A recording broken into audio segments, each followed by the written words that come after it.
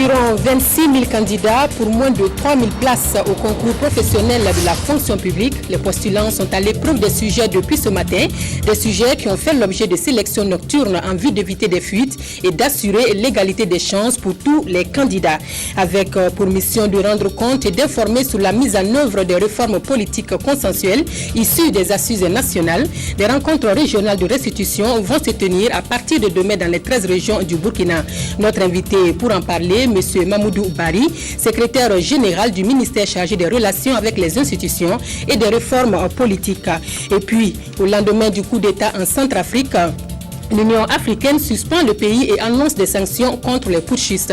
Michel Djotodia, le président autoproclamé, peine à rétablir l'ordre et demande le soutien des militaires d'Afrique centrale présents sur place. Madame, Monsieur, bonsoir. Avant de développer ces titres, sachez tout d'abord que l'ambassadeur de la Chine-Taïwan est en fin de mission au Burkina. Zhang Mingzong est allé faire ses adieux au président du Faso. Des adieux sur fond de bilan de la coopération bilatérale. Le diplomate taïwanais a aussi rendu hommage au chef de l'État pour ses actions en faveur de la paix et du dialogue dans la sous-région ouest-africaine. Tanga Kafando. Zhang Mingzong, reçu par le président du Faso, Blaise Compaoré. Après 4 ans au Burkina Faso, l'ambassadeur de la République de Chine-Taïwan est en fin de mission et vient dire au revoir au chef de l'État. Je suis venu prendre congé de son Excellence Monsieur le Président du Faso et en même temps lui rendre hommage pour tout ce qu'il fait, pour tout ce qu'il a déjà fait dans la médiation pour la paix de la sous-région. J'ai transmis aussi une salutation de son homologue de la République de Chine, Taïwan, Monsieur le Président Ma, pour que les deux pays se renforcent les liens d'amitié et de coopération. Le diplomate taïwanais a également échangé avec le président de la République sur les projets de la coopération en cours d'exécution au Burkina Faso. J'ai cité 4 domaines principaux tels que la formation professionnelle, l'agriculture en particulier, le projet KPUAL, dans le domaine de la santé, y compris l'état actuel de l'hôpital national Blaise Compaoré et finalement l'énergie solaire. Nous avons parlé de l'installation de la 2e centrale à la présidence qui n'attend qu'inauguration. Des résultats positifs dont se réjouit l'ambassadeur et qui renforcent l'axe Ouagadougou-Taipei. De plus en plus, l'Afrique rime avec insécurité. Les causes, mais aussi les stratégies novatrices pour anéantir les fléaux sont au cœur d'un forum de haut niveau ouvert ce matin à Ouagadougou. Les 72 heures de réflexion devraient aboutir à de nouvelles approches stratégiques pour la prévention et la résolution des conflits dans les pays africains. Reportage Nicolas Zigani. Le continent africain est en proie à de nombreuses violences consécutives à des révoltes, des insurrections, des rébellions, l'extrémisme religieux et autres, ce qui annule tout effort de développement de nombreux pays. Dans un tel contexte d'insécurité, il est impérieux de rechercher de nouvelles approches stratégiques pour prévenir et résoudre ces conflits, d'où l'importance de ce forum de haut niveau sur les stratégies et politiques de sécurité en Afrique. Ces conflits sont liés essentiellement à la pauvreté dans la société due à beaucoup de facteurs, mais aussi, il faut le reconnaître, aussi à une mal-gouvernance qui fait que de plus en plus les citoyens n'ont pas souvent confiance. Je pense aux gouvernants qui sont sur place. Donc, il faut qu'on travaille ensemble pour trouver les meilleures solutions possibles pour permettre à l'Afrique de retrouver enfin une stabilité comme dans les autres pays, parce qu'on ne peut pas aujourd'hui effectivement voir être un pays émergent et on continue à connaître des coups d'État, on continue à connaître des mutineries et on continue à avoir des violences qui déstabilisent les institutions. Des débats sortiront des propositions pertinentes en vue de renforcer les capacités de leadership, de gouvernance et de politique publique en Afrique, gage de création durable de conditions de sécurité propices au développement des États. J'attends qu'on arrive vraiment à une à une liste de points relevants et pertinents lesquels on devrait se plancher dessus et attaquer pour changer quelque chose à fond. Il y a un manque fondamental entre ce que font les politiciens, donc les gouvernements, et ceux qui attendent les populations. Il y a un manque de confiance fondamentale entre ces deux parties. Et si on n'arrive pas à construire un pont entre cette fossé qui sépare ces deux camps dans presque chaque nation en Afrique, mais on ne va jamais se développer. Ce forum qui réunit les professionnels de la sécurité et décideurs africains est le fruit des efforts conjugués du Centre africain de formation et de recherche administrative pour le développement en collaboration avec la Fondation Hans Sedel et l'Institut d'études de sécurité. À la conquête de 2900 places dans la fonction publique, ils sont 26 000 candidats depuis ce matin à composer dans les épreuves de ce concours professionnel. Des concours qui doivent leur permettre leur assurer un meilleur classement. 7 sites sont retenus pour les compositions et c'est celui du lycée Philippe Zenda Kabouré qui a reçu la visite des autorités du ministère de la fonction publique. Pélagie Savadougou. Il est 7h00 quand le ministre de la fonction publique, du travail et de la sécurité sociale faisait son entrée ce matin au lycée Philippe Zenda Kabouré. C'est là qu'il va procéder au lancement des concours professionnels de la fonction publique qui se tiennent du 25 au 28 mars 2013. Mais bien avant cela, Vincent Zakane a pris le soin de visiter les salles de composition pour s'assurer que toutes les dispositions sont prises pour le démarrage. Dans les salles, les surveillants prennent les dernières consignes du ministre et les candidats des encouragements. 7h45, c'est le début des épreuves. Les candidats doivent affronter les premières épreuves contenues dans cette enveloppe ouverte par le ministre. Après le lancement des concours professionnels 2012 pour les 20 départements ministériels, c'est-à-dire les départements ministériels concernés par les concours professionnels 2012, hormis le ministère de l'Éducation nationale et le ministère de la Santé. Après donc avoir fait ce tour et donné le top départ, je puis dire que j'ai de bonnes impressions. Pour le moment, tout était en place avant le lancement et je puis dire que tout se déroule normalement. À part des petits retards ici et là, qui ne sont pas préjudiciables au bon déroulement, je puis dire que les concours sont bien lancés. Cette année, environ 26 000 candidats prennent part au concours professionnel de la fonction publique. Après le lycée Philippe Zenda Kabouré, Vincent Zakane ira sur les 6 autres sites de composition pour s'imprégner des conditions dans lesquelles se déroulent les 10 concours. Rigueur, transparence et confidentialité ont été les maîtres mots qui ont guidé au choix des sujets la nuit dernière. Une sélection nocturne pour éviter des fuites et mettre en déroute toute velléité de pétrole qui ont cours en de pareilles circonstances. Les organisateurs de ces concours professionnels ont voulu ainsi assurer l'égalité des chances à tous les candidats. Explication Jacques Lamissa Tarpaga. Le ton a été donné au ministère de la fonction publique, du travail et de la sécurité sociale. Ici, le ministre Vincent Zakane a remis au président de la commission le lot de sujets. Et cette commission est chargée de choisir les sujets qui seront présentés aux candidats des concours professionnels ce lundi. Le travail doit se faire selon des règles et des consignes rigoureuses. Ces consignes, c'est que le travail doit se passer d'abord dans la plus grande rigueur, ensuite dans la plus grande transparence, et surtout dans la plus grande confidentialité.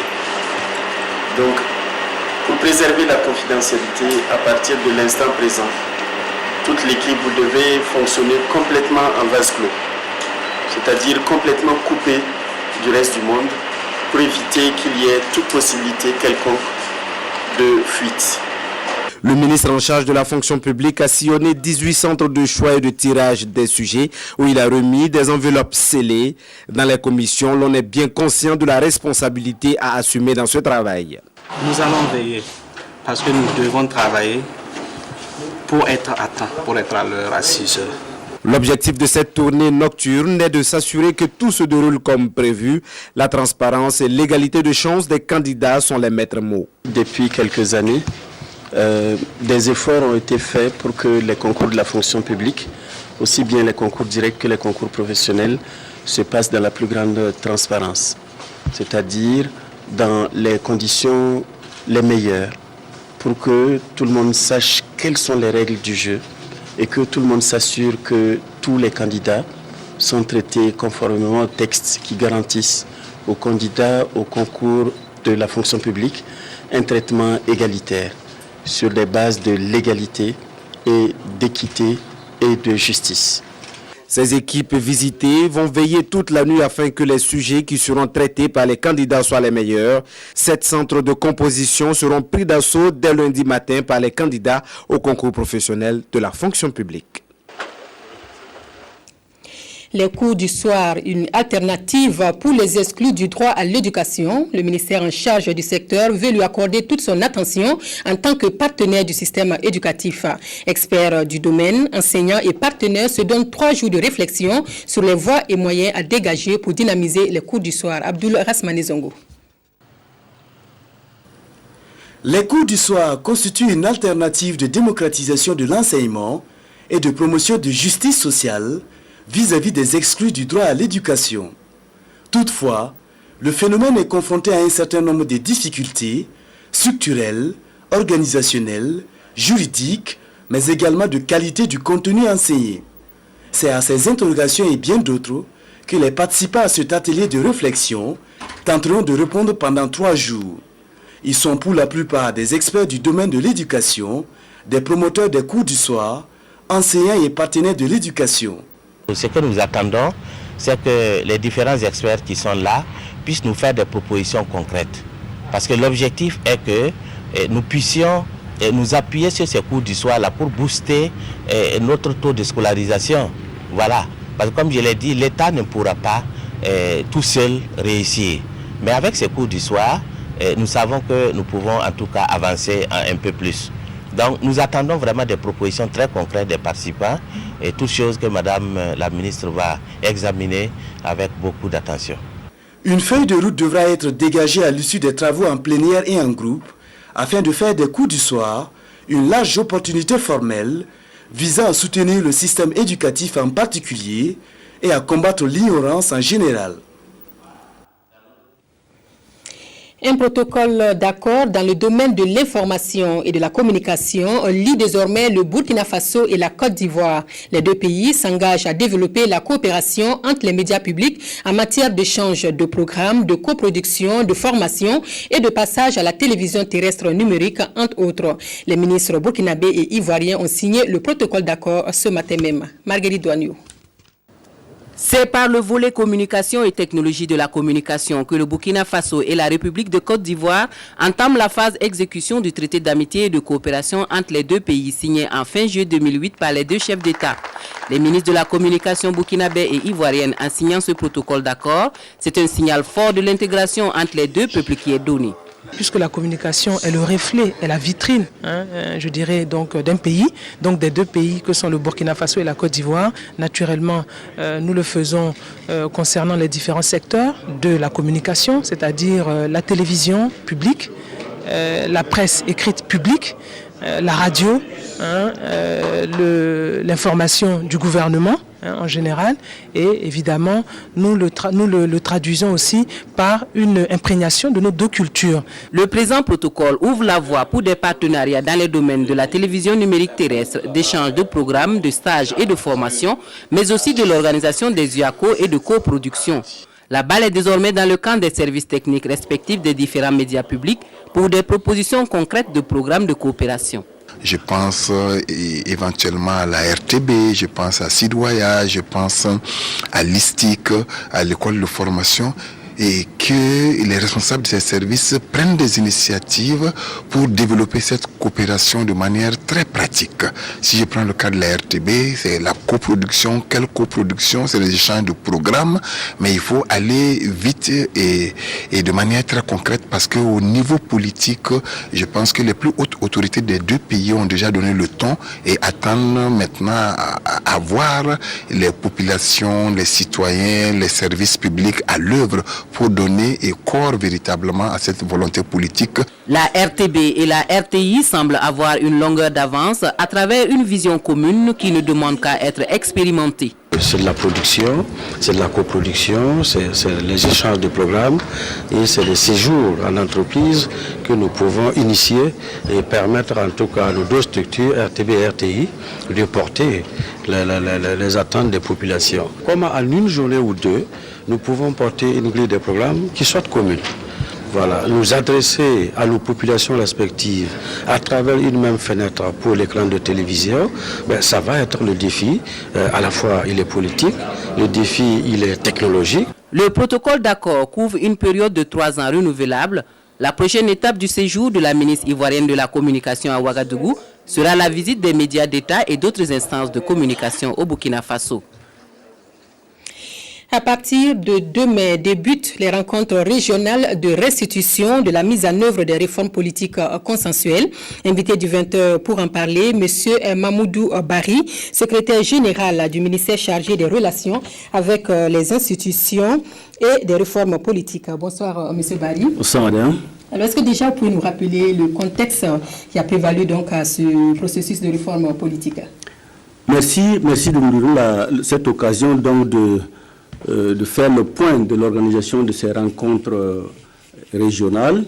Mais je voudrais avant tout faire ce point-là, rappeler que déjà en décembre 2009, le chef de l'État avait invité l'ensemble des composantes du peuple burkinabé à réfléchir sur des réformes politiques de façon à approfondir le processus démocratique en cours dans notre pays.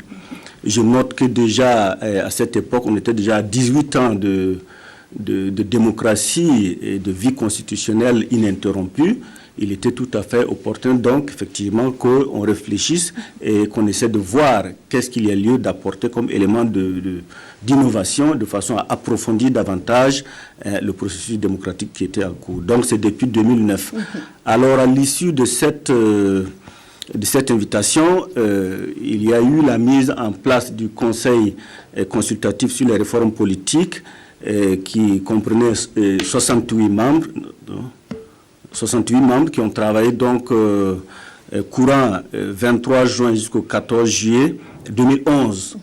Et donc ce Conseil consultatif sur les réformes politiques a pu donc sortir un certain nombre d'éléments de propositions consensuelles et qui ont été par la suite soumises aux différentes régions, aux 13 régions de notre pays, lesquelles régions ont apporté aussi leurs éléments d'approfondissement afin que nous puissions passer donc en 2011, donc en décembre 2011, au niveau des assises nationales sur les réformes politiques. Voilà processus, donc, alors, quels sont les points essentiels justement de ces réformes politiques et de leur plan d'action? Alors, lorsque au cours des rencontres des assises du CCRP, il y a eu véritablement la mise en œuvre, disons la mise en commun de différentes idées, parce que je note que les différentes composantes de la société avaient été consultées pour que chacune fasse des propositions. Et ce sont ces propositions qui avaient été soumises effectivement au CCRP. Et donc, lorsque nous avons retrouvé les différents éléments du CCRP, il y a eu la réflexion dans 4 axes, 4 directions bien précises. Le premier axe, c'est la consolidation du dialogue démocratique. À ce niveau-là, il a été donc question de réfléchir sur tout ce qu'il y a comme élément d'approfondissement à apporter en ce qui concerne les cadres de concertation, et des éléments comme la chefferie coutumière et traditionnelle qui sont aussi un élément important de la vie nationale, les religions, la multiplicité des religions et comment gérer tout ça de façon à ce que il y ait la paix, la tranquillité dans notre pays. Deuxième composante, deuxième axe donc de réflexion, c'est de redéfinir l'équilibre des pouvoirs entre l'exécutif, le judiciaire et le législatif. Dans ce cadre-là aussi, il y a eu beaucoup de réflexions et beaucoup de propositions. Et troisième axe de réflexion, c'est la gouvernance électorale. C'est de voir comment on peut continuer d'approfondir la démocratie en ayant des élections libres et transparentes et qui donnent des résultats qui soient acceptés par toutes les composantes. Et il y avait un quatrième axe qui concernait donc la gouvernance globale c'est-à-dire là, c'est tous les points que nous n'avons pas pu véritablement classer parmi les 3 axes et qui concernaient en réalité les différents secteurs ministériels. Et donc nous avons regroupé toutes ces propositions au niveau donc, de cet axe-là, gouvernance globale. Alors 4 grands axes et à l'heure de restitution, où en est-on justement avec la mise en œuvre justement de toutes ces réformes-là? Alors, ces axes comportent à l'intérieur donc un certain nombre de points précis qui ont fait l'objet d'accords, c'est-à-dire des réformes politiques consensuelles. Et donc, c'est effectivement ces différents points qui ont fait l'objet d'accords, de propositions consensuelles qui ont été mises en œuvre effectivement depuis donc, la fin des assises nationales jusqu'à maintenant. Et toutes les propositions ont été mises en œuvre ou bien il y en a encore qui restent en suspens? Je dois dire que l'essentiel des propositions, en tout cas, a été mis en œuvre. Ce qui reste relève véritablement des politiques sectorielles des ministères et cela aussi a été pris en compte dans les différents plans d'action, les différents programmes des ministères. Et il reste entendu que tous les points qui sont du domaine sectoriel ne peuvent pas être mis en place immédiatement. Donc il y en a qui vont certainement intervenir à court terme, à moyen terme, à long terme aussi. Mais l'essentiel a été effectivement mis en œuvre.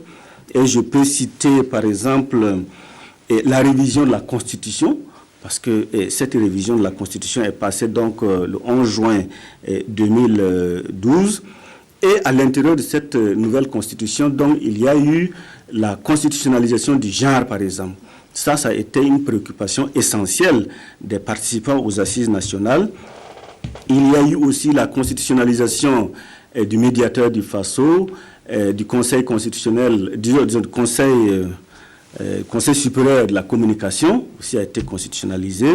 Il y a eu la création du Sénat, qui était vraiment un problème important, mais qui a été résolu. Donc, cette Constitution a consacré la création du Sénat.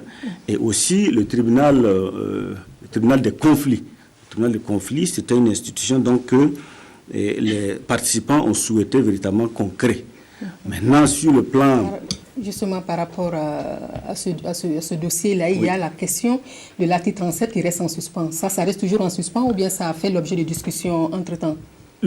L'article 37 n'a pas fait l'objet de consensus.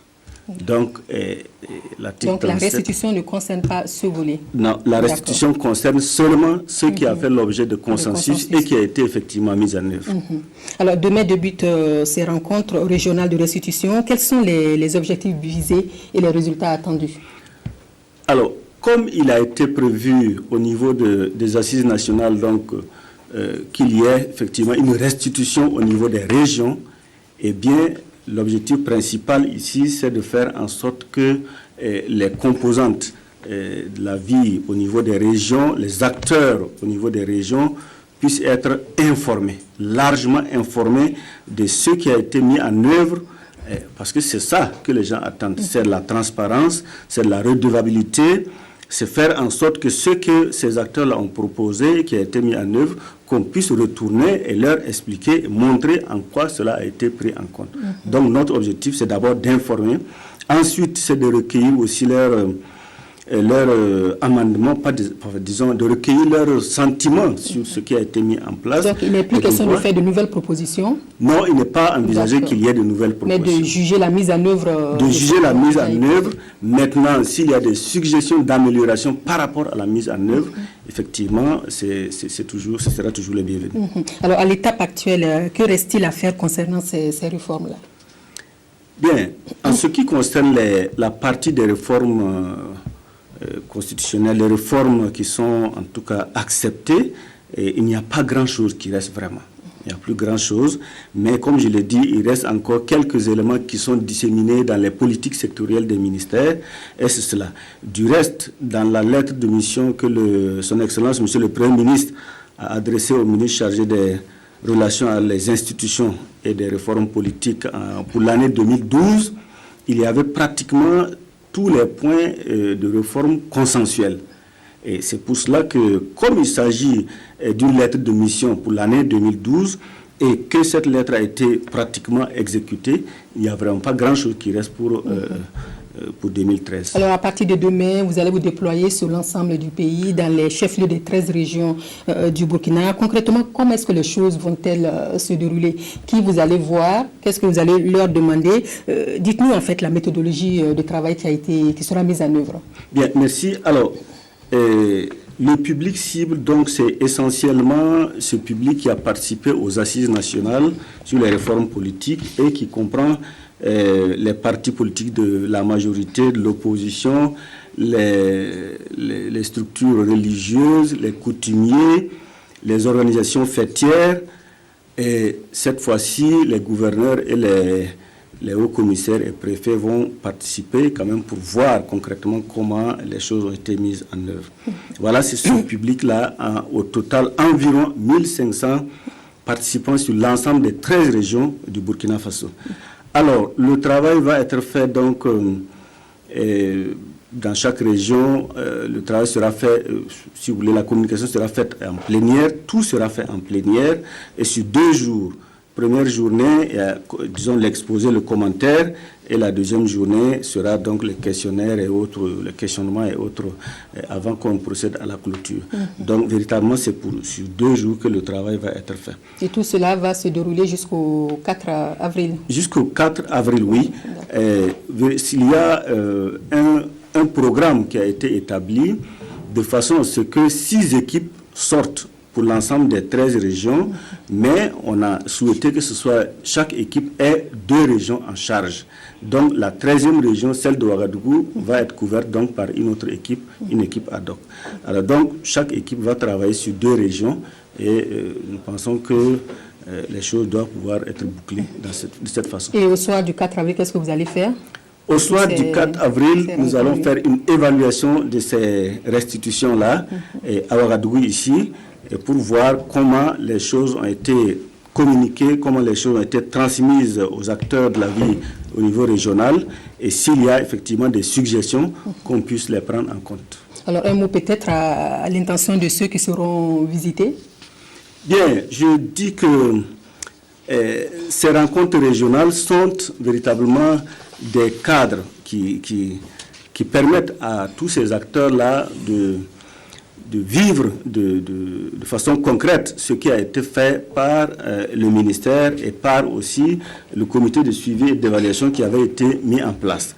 Alors, nous allons nous rendre compte avec ces acteurs régionaux que les propositions consensuelles sont quasiment mises en œuvre à travers différentes choses, différents actes, notamment la Constitution qui a été donc revue, les lois organiques qui découlent de cette nouvelle Constitution. Ces lois organiques, beaucoup d'entre elles ont déjà été adoptées par le Conseil des ministres et en voie d'être transmises au niveau de l'Assemblée nationale.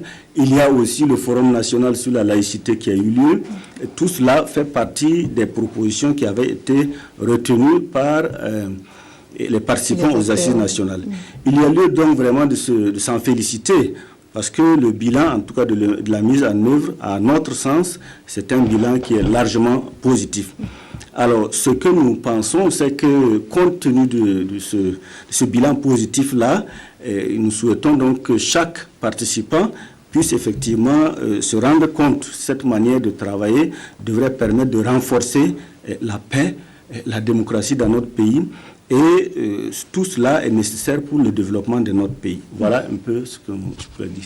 Voilà, merci Monsieur Mamoudou Oubari, secrétaire général du ministère chargé des relations avec les institutions et des réformes politiques. Vous étiez là donc pour nous informer du début des rencontres régionales de restitution de la mise en œuvre des réformes politiques consensuelles.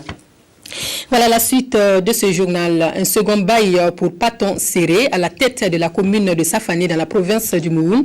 L'ancien nouveau maire et chef de service des huissiers de l'Assemblée nationale place ce 2e mandat sous le signe de la consolidation des acquis. Son installation est intervenue ce samedi devant de nombreux invités, dont des autorités administratives, politiques et coutumières de la région. Anna-Lucie Kelly.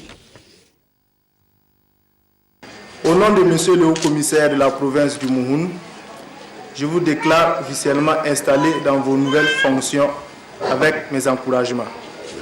C'est à travers cette formule consacrée que le préfet Ignace Basile Sia a procédé à l'installation du maire de Safané, La salle prévue pour la circonstance a refusé du monde, car ils étaient nombreux les invités à effectuer le déplacement pour venir féliciter, soutenir et encourager le maire Paton Séré. C'est vrai qu'il y a beaucoup de défis à relever. Ce que je souhaite franchement pour ces 5 années à venir, c'est surtout qu'il y ait une constatation des acquis en termes d'infrastructures scolaires, en termes d'eau, en termes d'électrification. L'ensemble des populations, les jeunes et les femmes notamment, ont saisi cette belle opportunité pour faire part de leurs préoccupations. Nous voulons qu'ils arrangent la route goudronnée ici, Boromo, Safané, Dedougou. Nous voulons aussi l'eau potable. Nous voulons beaucoup de choses pendant ces 5 ans. Les gars nous construisent un terrain de football, on veut l'eau potable, et puis la Sonabel va venir installer le courant, et puis la santé. Notre hôpital va devenir un bon hôpital, on peut faire opération dedans. Face au défi de développement de sa commune, le maire s'est engagé, avec les 6 autres membres du bureau, à redoubler d'efforts.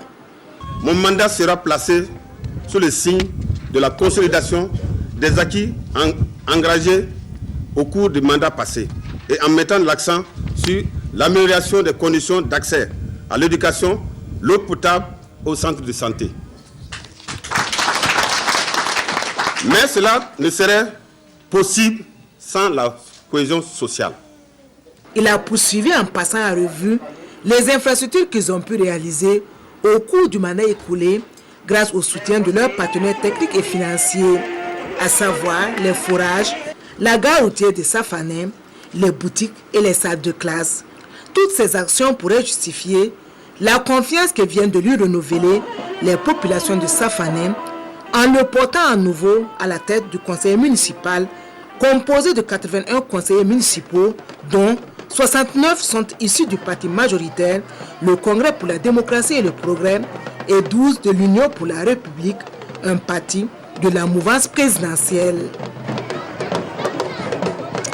Et on joue les prolongations dans la commémoration du 8 mars dans le Loroum. À Tolo, précisément, les femmes ont donné de la voix hier pour demander leur indépendance économique et leur pleine participation à la vie politique. Ensemble, population et élus de la province ont partagé les moments de réjouissance où activités sportives et expositions de produits locaux ont rythmé la vie d'hier à Tolo. Abdelaziz Yagibou. Mobilisation des grands jours à Tolo pour magnifier la femme du Loroum dans toute sa splendeur. Cadre de communion et de concertation entre élus et population du milieu rural, ce 4e rendez-vous annuel consacré à la célébration du 8 mars vient renouveler l'engagement et la combativité de la femme de cette localité pour son autonomie économique. Je saisis cette opportunité qui m'est offerte pour inviter les 10 fils et filles du Loroum, quel que soit leur niveau et leur domaine d'action, à inscrire dans leurs priorités les initiatives en faveur des activités génératrices de revenus au profit des femmes du Loroum. L'approche genre dans les différents programmes, projets et activités s'avère indispensable. Pour son plein épanouissement, l'autre moitié du ciel du Loroum a souhaité voir prendre à bras le corps un certain nombre d'obstacles dont l'analphabétisme, la pauvreté, le faible accès à la terre et les charges domestiques. Une bataille dans laquelle la marraine de la cérémonie Kumba Boli, ici représentée, promet jouer sa partition.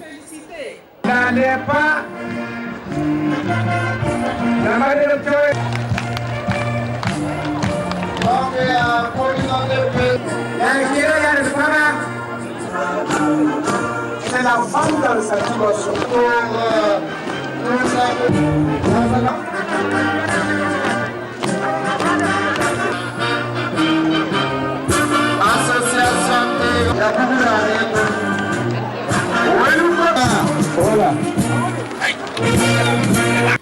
Au cours de cette journée à elle dédiée, les femmes de Loroum ont tenu à prouver leur aptitude à participer activement à l'émergence économique du pays à travers des stands dans lesquels elles exposent leur savoir-faire. Des activités sportives telles la course cycliste féminine, un marathon Titao Tolo se sont aussi invités. Question de donner plus d'éclat à la fête. L'apprentissage du Coran au féminin célébré par la communauté musulmane du secteur 14 de Ouagadougou. Une dizaine de femmes ayant accompli l'acte ont eu droit à des prières et bénédictions ce jour. La cérémonie se veut aussi une invite aux femmes à apprendre et à réciter le Coran pour une meilleure compréhension de l'islam par tous les fidèles. Adama Koulibaly. 5 ans, c'est le temps qu'il a fallu aux 11 lauréats du jour sur les 35 qui ont entamé cette quête de la connaissance de l'islam à travers l'apprentissage de la lecture coranique. Cette cérémonie qui marque donc le couronnement des efforts consentis tient une place importante dans la foi islamique des croyants. On voulait le demander vraiment pour qu'elles soient des exemplaires comme pour les autres. Parce que si on peut apprendre le Coran et terminer le Coran, on doit être un exemplaire plus mieux que les autres. Parce qu'on a demandé à la femme du prophète Aïcha, prophète, elle a dit, on a demandé comment est le comportement du prophète. Il a dit le comportement du prophète c'était le Coran. Ça reste beaucoup à faire. Parce qu'il faut savoir tout ce qui est là-bas. Il faut savoir par tête, et puis savoir traduire en moré, et puis faire tout. Et puis apprendre aux autres aussi de lire le Coran. C'est donc pour soutenir ces femmes qui ont franchi ce pas et inciter les autres à leur emboîter le pas que la communauté musulmane du secteur 14 a organisé ces prières et bénédictions à leur intention. Ces lauréates ont surtout promis d'apporter ce qu'elles ont appris au profit d'autres membres de la communauté pour une meilleure compréhension de l'islam. À l'église des Assemblées de Dieu de la zone 1, l'ambiance est à la fête pascale. La COFESPA est à sa 5e édition. La chorale en festivité pascale réunit à cet effet une dizaine de chorales pour la célébration de la Pâque. Tout a été accompli et le thème de la COFESPA 2013. Compte rendu Nathalie Savadogo. C'est une nuit de louanges et d'adoration pour commémorer la résurrection du Christ. Une dizaine de chorales des églises des Assemblées de Dieu de la zone 1, un quartier de Ouagadougou, ont pris part à cette célébration de la fête pascale. Pasteurs et fidèles ont choisi à cette occasion de prier autour du thème « Tout est accompli ». Cette célébration est une célébration annuelle de l'église des Assemblées de Dieu de la zone 1 pour dire à tout le monde entier que Jésus-Christ est ressuscité pour le salut de tous les hommes. Et la manifestation se tourne autour du thème « Tout est accompli » de Jean chapitre 19, verset 30, où Jésus, en expirant, a dit « Tout est accompli » pour dire que le salut des hommes est accompli par la mort que lui, il a supportée sur la croix du Calvaire. L'innovation majeure de cette 5e édition de louanges et adoration est la formation des choristes au sein de l'église AD. Une chorale unie regroupant environ 350 membres qui vont chanter et louer le Seigneur. Dans le culte évangélique, la louange et l'adoration est le pivot de la relation qui lie l'homme à Dieu. Si nous repartons dans Genèse au chapitre 22, nous voyons que Dieu a dit à Abraham d'aller sur la montagne pour adorer. Et là, Abraham a dit, c'est pour servir le Seigneur. Donc nous voulons dire à tous les chrétiens et à toute la communauté évangélique que l'adoration, ce n'est pas seulement quand nous sommes là pour chanter, ou bien quand nous sommes là pour lire la parole de Dieu, ou quand nous allons pour visiter un voisin. L'adoration, c'est toute la vie chrétienne. En marge de cette célébration, une conférence débat a été animée le lundi dernier par le pasteur Yamego. 48 heures au cœur des sociétés de masques des provinces du Sangué et de la Sicily, une incursion rendue possible à la faveur du FESMA. Le festival de masques de Pouni a mis en lumière 42 sociétés de masques et la réflexion de cette 13e édition a porté sur paix sociale et développement économique. Nathalie Savadogo. À cette 13e édition du FESMA, le festival de masques de Pouni, environ 200 masques des villages environnants sont venus perpétuer la tradition. L'innovation majeure de cette édition est la création d'un espace enfant afin de satisfaire leurs besoins de curiosité et de découverte. L'association Les Amis du Masque, l'AMA, veulent à travers cette culture inculquer les valeurs de tolérance de paix aux enfants en phase avec le thème Société des masques, paix sociale et développement économique. Nous encourageons toutes les sociétés à ne pas laisser cette tradition qui, en fait, ce n'est pas un problème de croyance religieuse en tant que tel, même si le masque est un mythe, est un culte sur lequel les gens prient. Nous pensons que, vous voyez, économiquement, C'est très important. À chaque festival, nous avons toutes ces populations qui sont là, qui mangent sur place ici, qui boivent leur eau ici. C'est vraiment une fête pour elles et ça apporte beaucoup de choses aux populations. Pour le ministre de la Culture et du Tourisme, ce festival offre une occasion unique de pouvoir se ressourcer et contribuer à préserver la culture burkinabé. En venant ici à Pouni, on a une occasion rêvée. Pratiquement, j'allais dire, comme dans un livre ouvert, de voir un peu cette expression authentique de nos sociétés. Parce que comme vous le savez, à travers les représentations anthropomorphiques ou bien zoomorphiques, ou alors des représentations à thèmes spéciaux, chaque masque est en quelque sorte un message, c'est un langage. Non seulement au niveau, j'allais dire, de la représentation, mais également au niveau même des pas de danse, il y a des significations.